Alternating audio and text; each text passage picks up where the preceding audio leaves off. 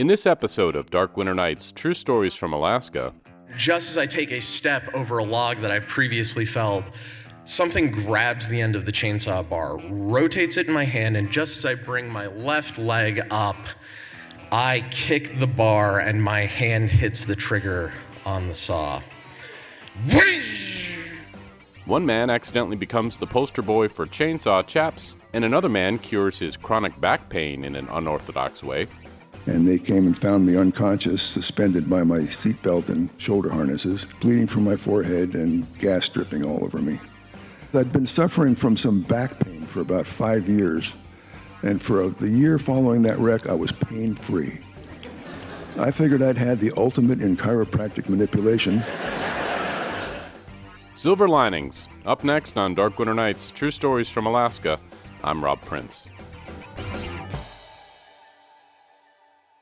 Quick advanced warning to sensitive listeners. If you get squeamish when it comes to things like stitches, this may not be the Dark Winter Nights episode for you. It was 2019 and some friends and I were floating down the Chena River on a gorgeous summer day.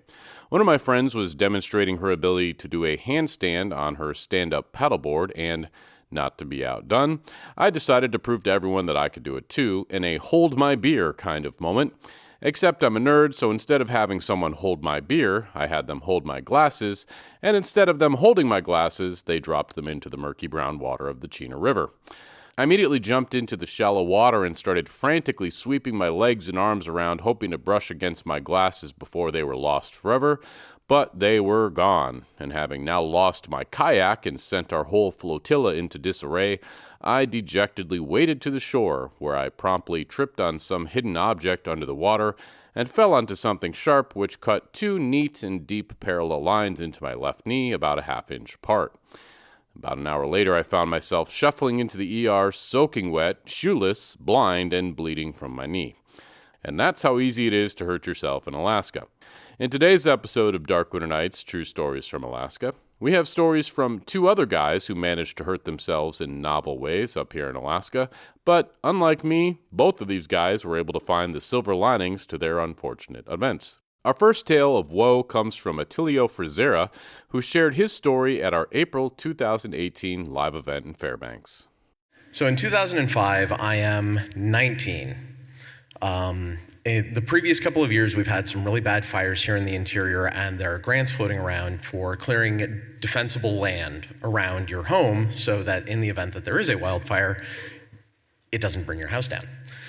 So I'm going out and I'm gonna help my folks clear a bunch of land around their house, and my really good friend Pauline has decided to come with me. I'm renting a room from her, and I may have leveraged that a little bit.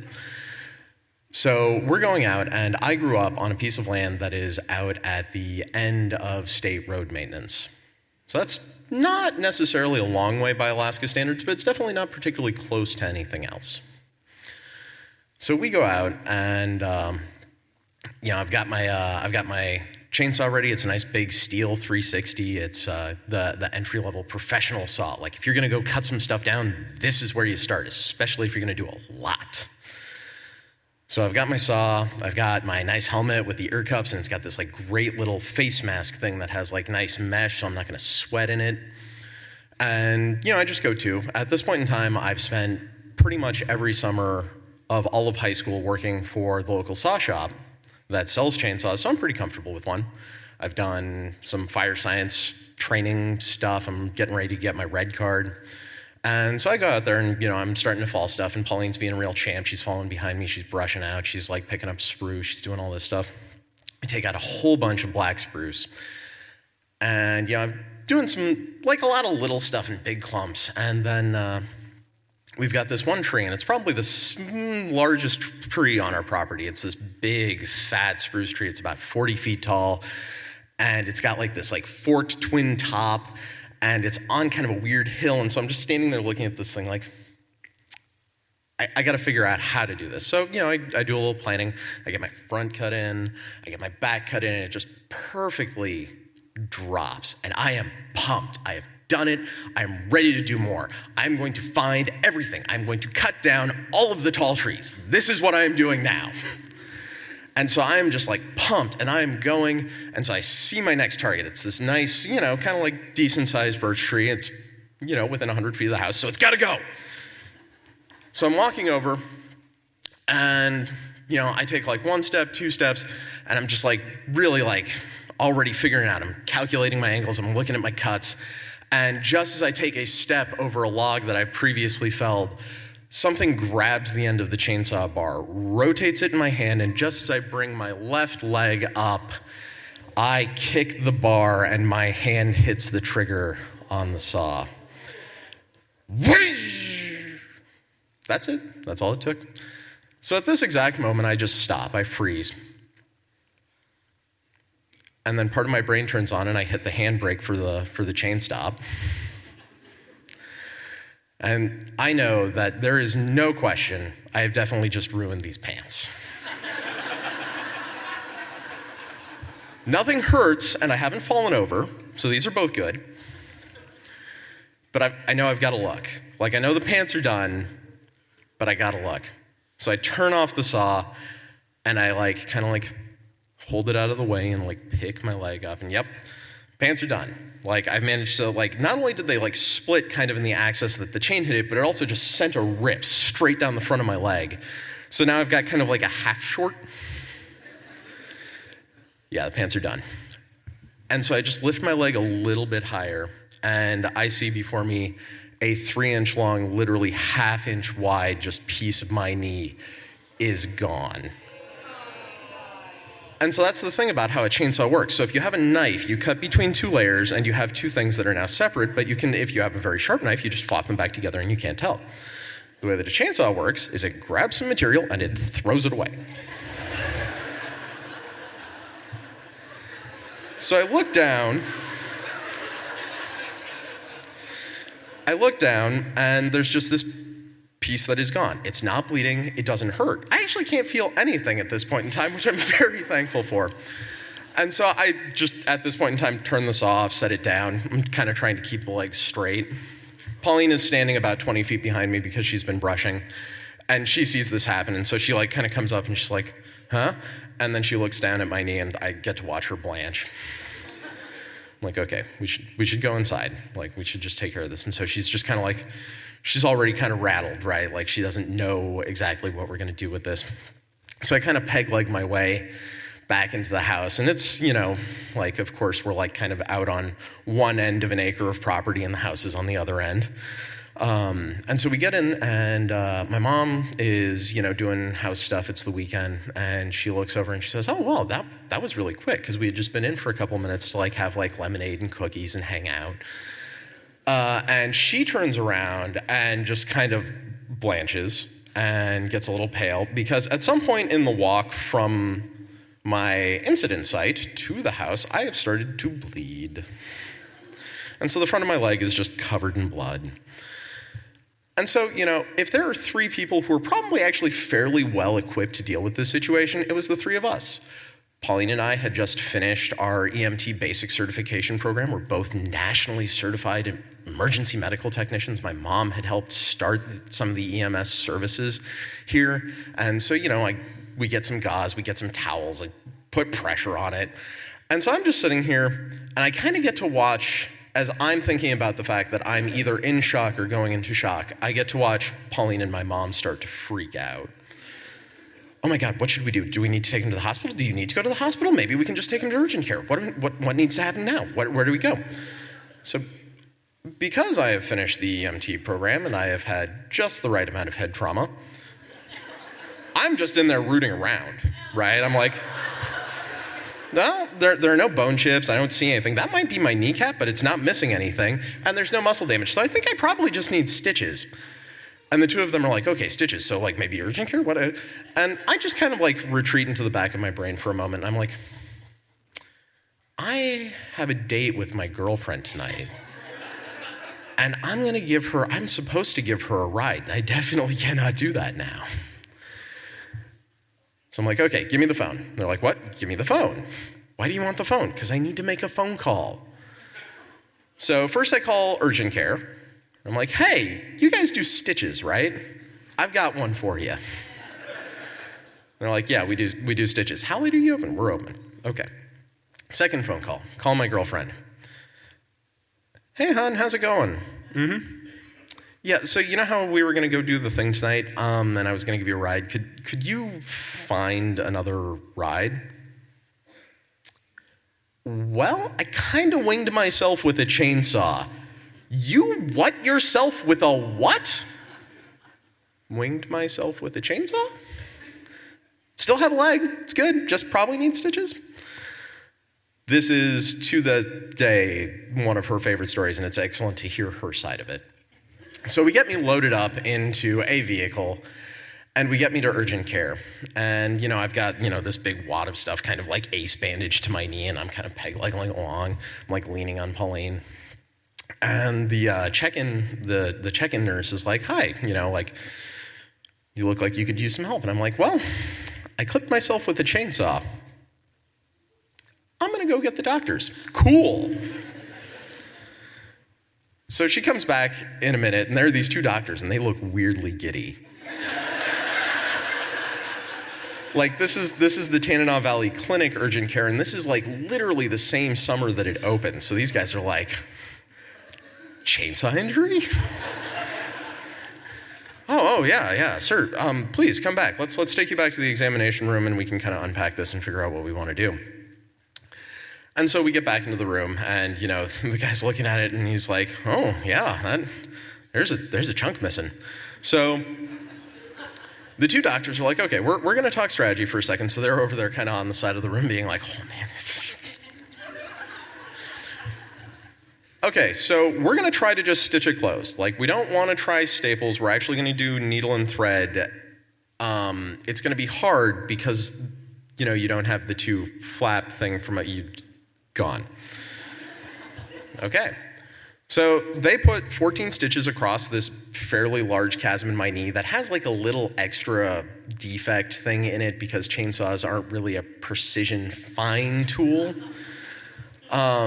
So I've got 14 stitches in my knee, and the guy like wraps up because like the one guy is kind of like looking very studious, and the other guy is very carefully like working the little fish hook, and they finish, and like they tie it off, and they have this very excellent like, "Well done, doctor. Thank you, doctor. Well done" moment. So one of the doctors turns to me and says, "Okay, here's the deal, Slim. Do not bend that leg for the next couple of weeks because you will pull those stitches out because they're under a lot of stress already." So, like I said, my summer job was to work for the local chainsaw shop. And there's not a lot you can really do, just kind of like post it out like in a chair like, "Hey, how's it going?" Thankfully, I could still perform my major task, which was sharpening chainsaw chain, which I'm thankfully very good at. Otherwise, I suspect that would have hurt a whole lot more. But it also meant that I could just kind of stand up behind the counter a little bit more, kind of get into the sales side thing. So I, got to do sales, which was kind of neat. Somebody'd come in like, either like a seasoned guy that we had seen in and out of the shop for the last couple of years, and, somebody brand new, like looking to get in, like clear some land, do a favor for their family, do the whole thing. I'm like, "Oh, hey, how you doing? Oh, you're looking for a saw. Okay, well, are you gonna be felling big stuff? Are you gonna be felling little stuff? Is the saw for you? Is it for a friend? Like, how big do you want? Like, how much horsepower? Safety gear? Yeah, no. I really like the bucket helmet with the face shield thing. There's just this like one little problem that if there's a teeny tiny little like sapling right there, you're not gonna see it, and that can be problematic. How about chaps? Don't use them? Let me show you something. I sold more chaps in the next 3 months. More chaps in the next 3 months than we had sold in 3 or 4 years.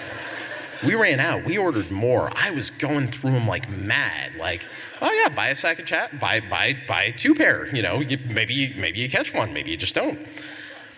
So there are a couple of happy epilogues to this story. The girlfriend who asked I what myself with my what decided that despite that story, which she has never let me down, she would marry me. So good job.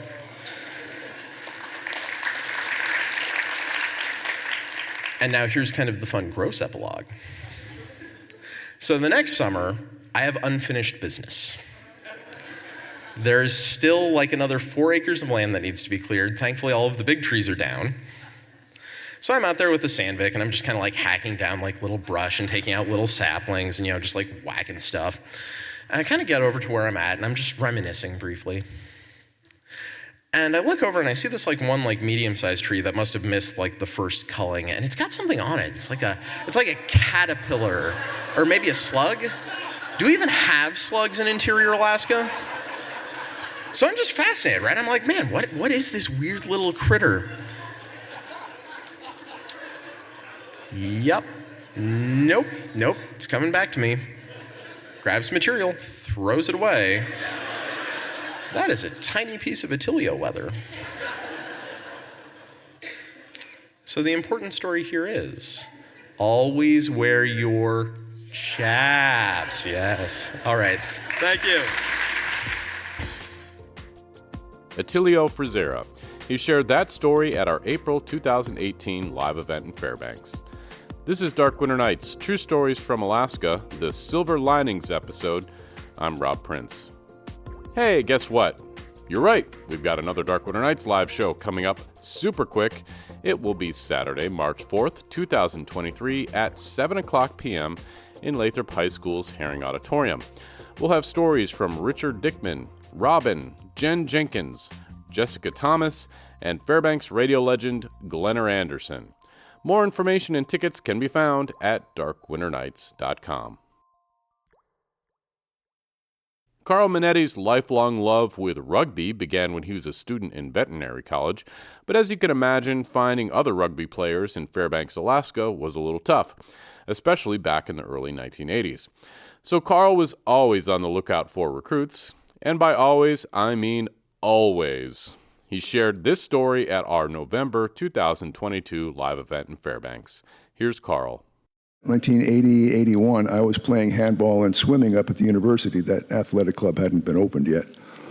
And the only thing that bothered me is they charged $2 or $3 each time you used the facilities. Being the cheapskate that I am, I figured I'd try to circumvent that. And I found out that if you're an alumnus of the school, you could get in to use the facilities for no charge. So I went looking for a course. I figured, one class ought to do it. So I found a night school course for flight school for pilots. Well, I'd never had any inclination to buy a plane, and I certainly didn't have the money to buy a plane. But I did fly with some friends, and I figured, what the heck, I might as well learn how to at least land a plane in case my pilot conked out or bailed out on me. So I enrolled in the class. That same winter, I had a number of clients who were dog mushers, and several of them who were Iditarod mushers. And they asked if I would maybe get onto the Iditarod race as a volunteer, as a veterinarian. So I did that. I signed up for that. I also, for the first time, got interested in the Iditarod raffle, largely because the first prize for that year was to be a brand new Super Cub airplane, the ultimate bush plane. So I didn't know how to fly, but I was taking a course, so I said, what the heck? I'm going to buy a ticket. So the way the raffle works is there's anywhere from, 50 to 70 people that join the race to begin with. The mushers each get a bib at the starting line, and they wear it through the whole race. At the end of the race, the top 20 finishers are given a cash prize, and attached to each of those cash prizes is a raffle prize. So the 20th place raffle winner might get 5 bags of dog food or something like that, and there's only 1,049 tickets that are sold. They're $100 a piece, but there's only 1,049. So that's a pretty good odds to begin with. And at the banquet, let's say the 20th place musher was Joe Schmo, and he wore bib number, let's say he wore number 6. So he reaches into the rotating bin there, and he pulls out 6 tickets. Out of those tickets, somebody from the audience comes out and picks the winner. That person gets the 5 bags of dog food. All the tickets go back in. Then the 19th place musher picks out whatever bib number he or she wore. It might have been 35 or 50.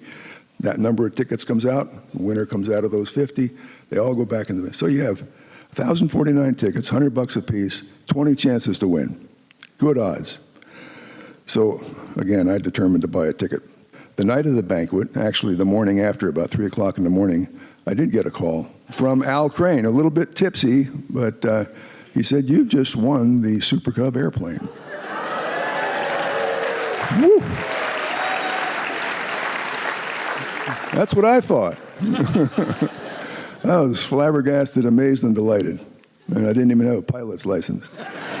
So, a couple weeks later, Al Crane flew that plane up from Anchorage to North Pole. We put it at Bradley Sky Ranch until I could finish ground school, which happened about the end of April.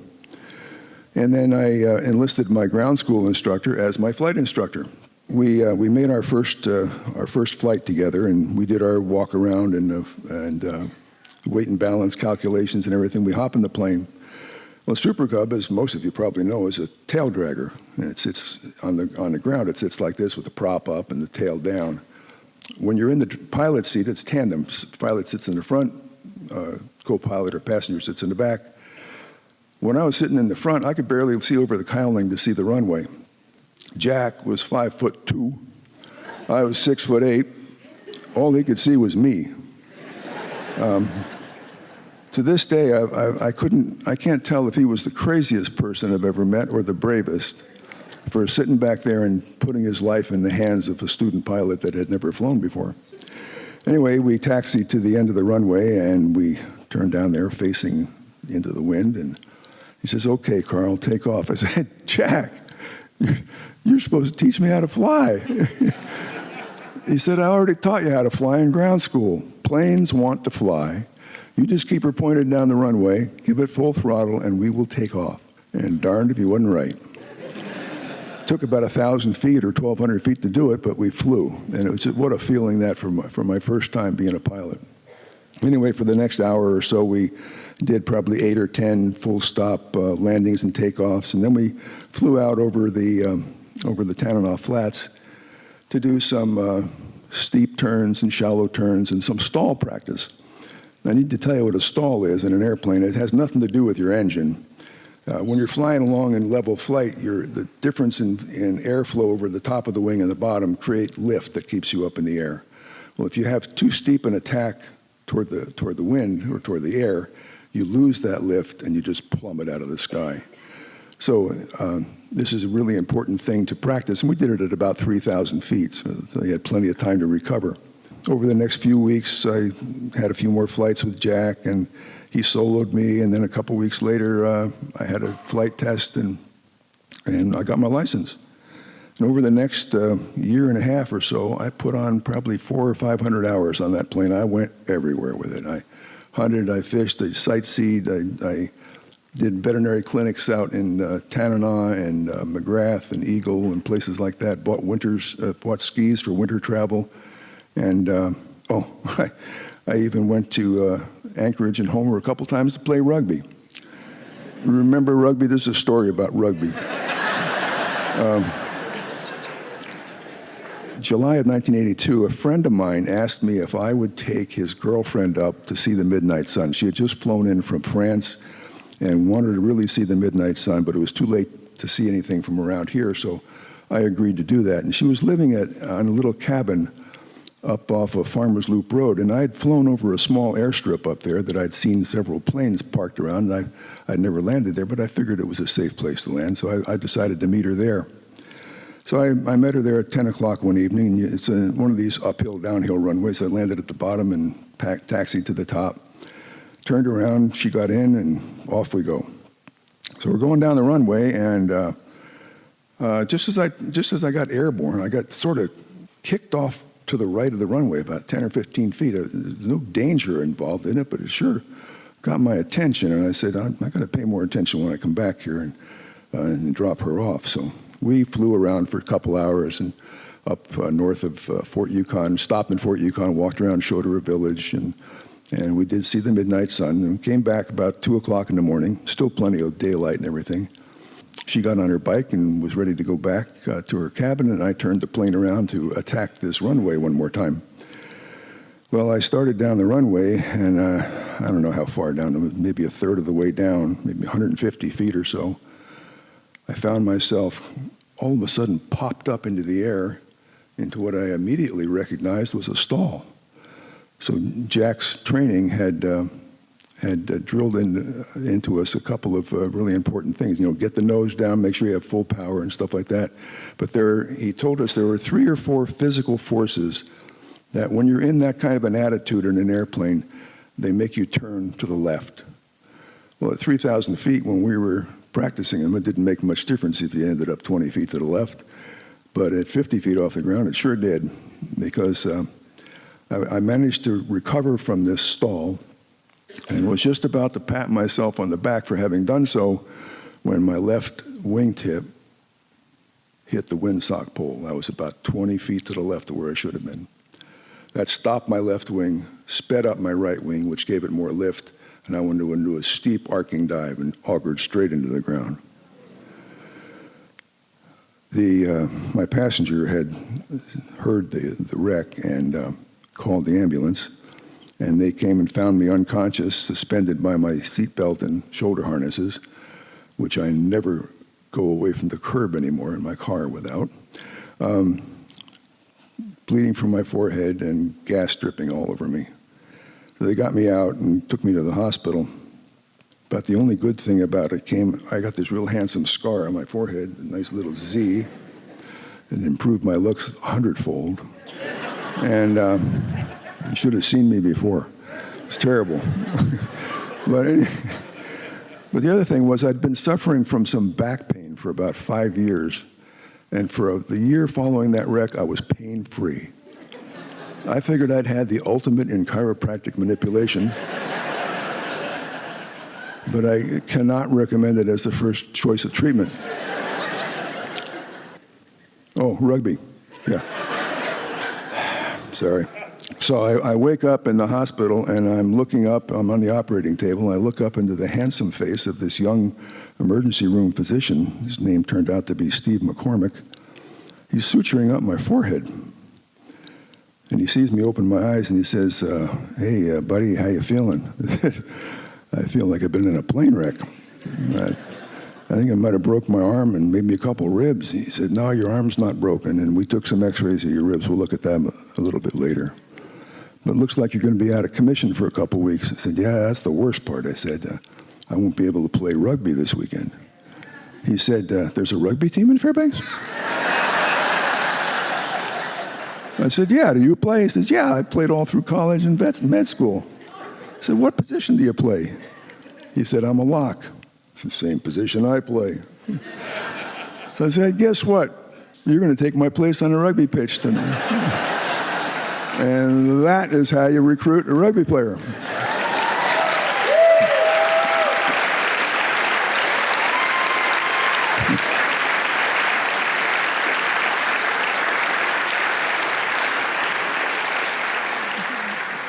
I'm crippled and I'm old, but I'm still involved in the game, so I might try to recruit one of you guys. If you don't, be careful. Thank you very much. Karl Monetti. He shared that story at our November 2022 live event in Fairbanks. Thanks for listening to Dark Winter Nights, True Stories from Alaska, the Silver Linings episode. Today's episode was edited by myself, Rob Prince. Story consultation by Lori Neufeld. Would you like to see Dark Winter Nights live and in person? Well, you do not have to wait long. Our next live show will be Saturday, March 4th, 2023 at 7 o'clock p.m. in Lathrop High School's Herring Auditorium. More information and tickets can be found at darkwinternights.com. Remember, these are the stories we tell up here in Alaska on Dark Winter Nights. I'm Rob Prince.